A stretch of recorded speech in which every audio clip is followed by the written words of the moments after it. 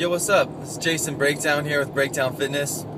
I'm cruising home from working with my little stroke homie, Mr. Hall, and I was kind of giving him a bunch of kind of words of advice, as far as trying to kind of get better movement patterns, as you kind of would anticipate on seeing kind of an individual that's had a stroke, and you kind of see that little, funky walk that they got going on, and try and improve these movement patterns and these strength patterns, from a very kind of neurologically shocked situation like a stroke.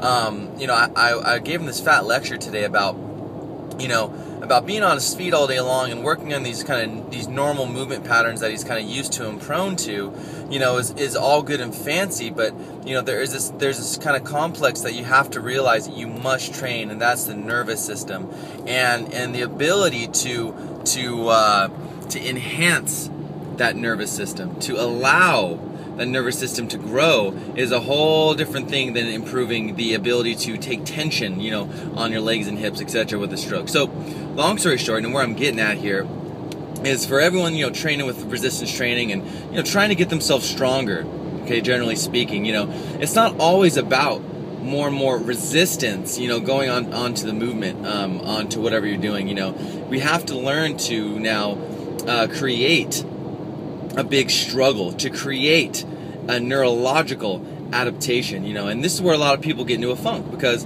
again, with everyone's movement patterns, with all the sloppy squats I see, and these small ranges of motion on the bench presses and squats and pull-ups, etc., they're loading up on huge amounts of tension, but they're not really training their nervous system to fire any larger, all right, any bigger, to create a more stimulus to provide tension on the tissue. And since, if you guys know me, I'm also in the learnings of being a mechanic, and the biggest relationship that I can make here, and what I'm all about, you got to make these relationships, is cars. And you can put all this extra compression, all this superchargers and larger pistons and things in the car, but if your ignition system, your spark, all right, doesn't upgrade with all this extra horsepower you're putting on it, the engine will fail. You won't be able to express this power that you're trying to put into it. Same thing with your nervous system. So my rant for the day is, stop trying to add so much more resistance, as you're getting stronger, but also try to recruit yourself to go through more challenging movement patterns. That's going to make you shake all weird. It's going to make you feel unstable. It's going to make you feel like, I can't do this, like what the hell is wrong with me type of thing. But this alone, okay, because you won't be able to do as much weight as you're used to, it's going to allow a better spark of your nervous system, to allow your nervous system now to train in this whole new aspect of adaptation, to create larger and larger nervous system patterns, to make those muscle fibers, fire a whole lot greater and with more contraction, which will allow more tension to be put on that muscle anyways.